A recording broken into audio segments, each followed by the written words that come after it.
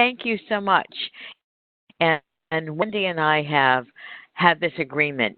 I will stop and drink some water every so often, and she will ask for questions. So if you have questions, please put them in the Q&A box. Is that the right place, Wendy? Yep, the Q&A or the chat box, either one. Okay, she's going to monitor that. I have it open, but I'm going to try and focus on the presentation. So let's talk about why product roadmaps. The whole purpose of a product roadmap is to gain a little bit of perspective. What do we want to do now? What's a little later? And especially in the case of an Agile approach, what are our alternatives? Where are the experiments? So that's the purpose of a roadmap. And here's what I often see. It's a time-based wish list. Yeah, easy for me to say. Clearly not enough coffee this morning. So if you look at this image, you can see everything lines up on a quarter. We're going to release on a quarter. The feature sets fit into a quarter. We're going to release internally at least once a month, if not more often. This is something I see a lot in very large programs. So that internal releasing only once a quarter and external releasing once a quarter. And look at this. Isn't it nice that it lines up on quarters? More about that in a minute. So I often find it really helpful to think in quarters. I can see the big picture where the product is headed. It's a quarterly based approach is much more resilient than a yearly plan for specific deliverables and budget. But in an Agile approach, where's the feedback? Right? If we think that we have a hypothesis and we're going to run an experiment, we're going to gather data and learn from the results, and that feeds back into the hypothesis. This is the essence of an Agile approach is double loop learning. So we have hypotheses about our process, and we have hypotheses about our products, and the fact that we examine both the process and the product on a regular basis, that gives us the double loop learning. So if we don't have feedback, how can we possibly do this? So I am a child of the 60s. Yes, I will just freely admit to it. And back then, we had triptychs. So triptychs showed you the path to your overall destination. If you look at the image on the right-hand side of this, you can see that green highlighted route that says go from here down to there. But what's interesting is that the triptych shows you alternative paths. So what the interesting thing with triptychs was, and especially, well, if you ever traveled with my parents, you would actually have the option to discover new and different places to eat. So we always found really interesting diners and really interesting little local places that were off the highway. So we took advantage of the side spurs to experiment, at least with our eating, if not the actual trip. So we could see the local alternatives and still see the big picture.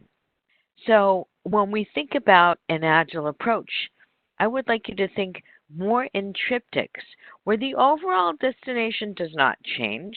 You still want this product, but you want to be able to see your various options to get there. Now, let me remind you of what the Agile approach is. We have the big ideas that come into this responsible person, often called the product owner. The product owner ranks the backlog for a cross-functional team that can deliver shippable increments on a regular basis. So, and if you guys know me, you know I really like one-day stories so that the team actually ships when possible, a one-day finished product into the code base. Now, you might not be able to release it outside the building, but you can release it inside the building so everybody else can see. At some point, the team does a demo of a collection of whatever they've finished. Maybe they do little demos to the product owner, and then they do larger demos on a weekly or biweekly basis to everybody else. Because finishing one little story doesn't show the whole picture, right? That might be hard to see, but when you collect a few stories, now you can show the demo and you can do the retrospective, which helps you examine your process and the product, right? What was your process for producing this product? How well is this product meeting the needs of its customers? Where else do you need to experiment? So this business of shippable product on a regular basis means we really need outcomes. So if you are still doing stories that say, as a developer, I want a database, that's an output. That's not an outcome. An outcome answers questions. It informs future work. Outputs are just finished work. Yes, we do need outputs in order to accomplish outcomes. But if the roadmap is about outputs, we are not talking about the problems we need to solve or the questions we need to answer. And that's a huge, huge issue. So let's talk about how deterministic the problems that you want to solve are.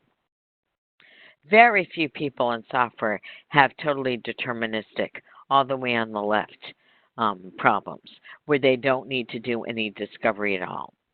And there are not that many organizations that have totally non-deterministic problems that they need to do some recursive discovery. Now, if you are part of an advanced R&D department or you are exploring a brand new product space for your company, you might be in this totally non-deterministic recursive discovery area for a while. And then you will move back to where most problems are, somewhere in the middle, where you need to do some recursion on discovery, but you need to do more delivery. So if you think about the left-hand side of this totally deterministic focus on delivery issue, those are the problems you need to solve, where the risk is in delivery but not in discovery. That's okay. You might use an Agile approach just to make sure you are delivering on a regular basis. But the place where an Agile approach really shines is where we really need innovation in the product, because the problems are not deterministic. We have several options. We could go we could choose option A, we could choose option B, we could choose option C, and even worse, options D, E, and F. And we don't know until we do some experiments to understand what to do about that.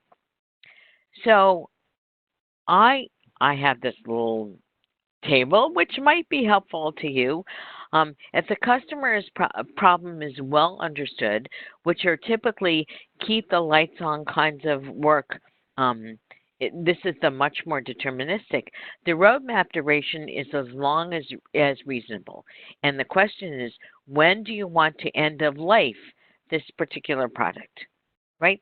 So the reasons for an Agile approach is you might need to know when to stop, that it's time to end of life this. It's not doing anything more for you.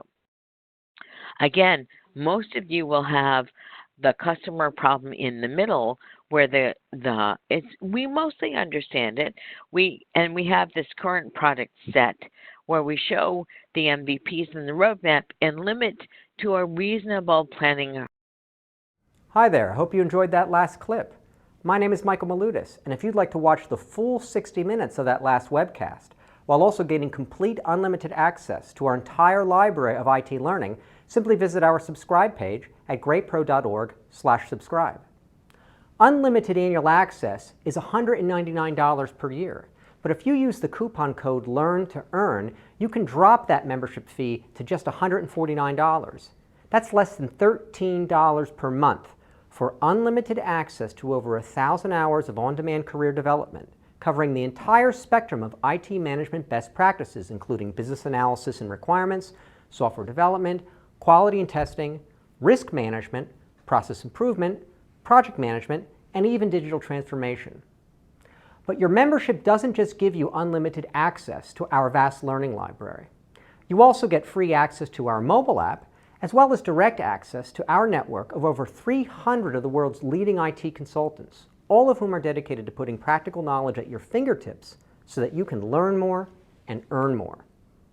I hope you will join me in becoming a member of the Great IT Professional and advancing your career with us. And if you're on YouTube, don't forget to hit that subscribe button above so that you get notified whenever we publish new free webcasts each week of the year. Thank you for your time and best wishes for your continued success.